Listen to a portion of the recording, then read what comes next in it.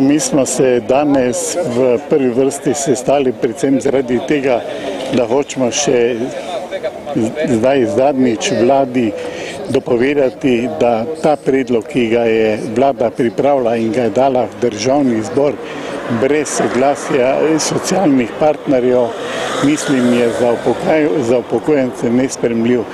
V prvi vrsti za tiste upokojence z nizkimi pokojninami, to se pravi izpod 500 evrov.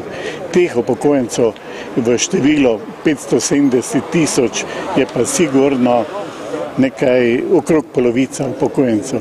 In ti upokojenci z takšnim predlogom, kot predvideva ta novi zakon, ki bo drastično znižal obstoječe pokojnine, ne bodo mogli enostavno živeti. In mislim, da je to prava sramota za državo, da stari ljudje, ki so dali vso svojo energijo v delo, zdaj s tem obremenjuje s takimi veliko nizkimi potem prihodki. To je nemogoče in proti temu se mi borimo. Kako vidite razplet dogodkov naprej zdaj? Ja, edina možnost je to, ker vlada trmasto vztraja pri svojem predlogu. Mi vidimo možnost v tem, da se bomo še bolj oprli kot danes. Danes si hočemo samo opozoriti na tole. Vkolikor bo državni zbor ta predlog potrdil, potem sledi takoj razpis referenduma proti predlogu. In verjamem, v popolnosti verjamem, da bo ta predlog tudi doživel katastrofo, bo padel.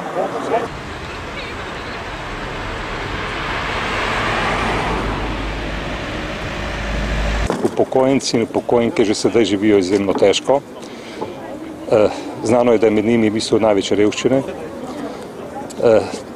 in zaradi tega je to nehumano, nečloveško početje. Bodimo pozorni, kako je ta vlada z lahkotnostjo usmerjala milijone evrov na neka druga področja, tudi potem, ko je nastopila kriza. Nasprotujemo tudi zamrznitvi socialnih transferjev, namreč tukaj gre za nameravano zamrznitev otroških dodatkov, gre za zamrznitev pomoči v primeru brezposelnosti. Mi menimo, da prav v času krize prav te skupine bi morali biti deležne še posebnega tretmana, varovanja. In ja, torej to početje vlade pač mi obsojamo.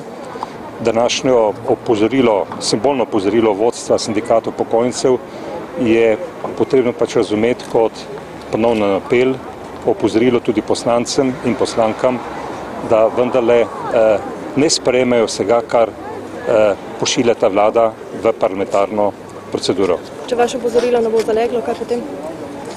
Ne bi rad prehiteval dogodkov, ampak zagotovo ne bomo držali križem rok. Teh stvari se že toliko nabralo, da ni potrebno kaj dosti ugibati, da ta agresivna politika vlade, ki ignorira socialni dialog, socialno partnerstvo, ki ignorira naša opozorila, lahko pripelje do marsičesa. Mora biti na referendum?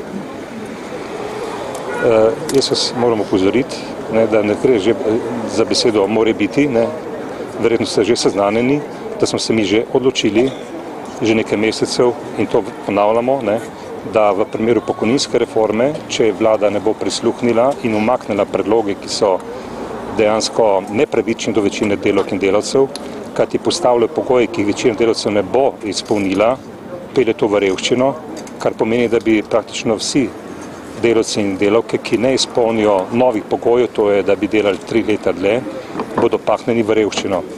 Podaljševanje delovne dobe še za 3 leta pa pomeni, da bi velika večina mladih, ki iščejo delo, velika skupina brezposelnih, da se bi tem še dodatno odmaknilo možnost, da bi se zaposlili. Tako da tudi ta ukrep vlade je povsem napačen.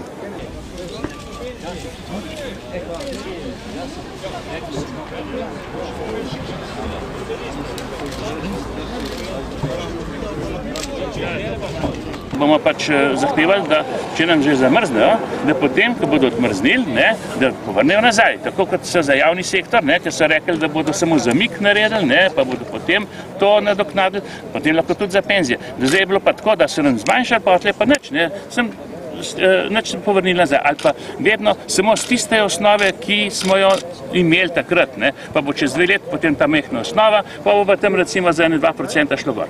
Tudi vse tisto, kar bo vmes zgubljeno, bi mogli zračunati. A se vi recimo strinjate, da se poslanska skupina Desus oziroma stranka Desus zavzema za vaše interese? Ja, se mogli vse, ne sem Desus. Ko mislim? A pa se po vašem mnenju ali se ne?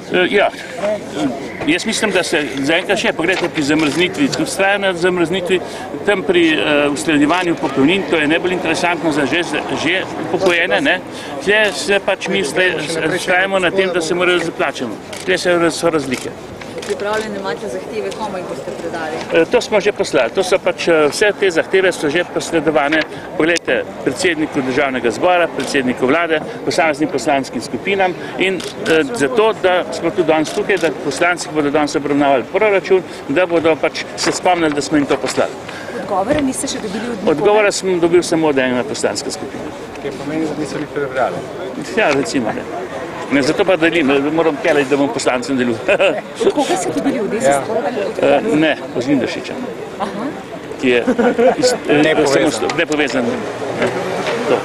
Hvala.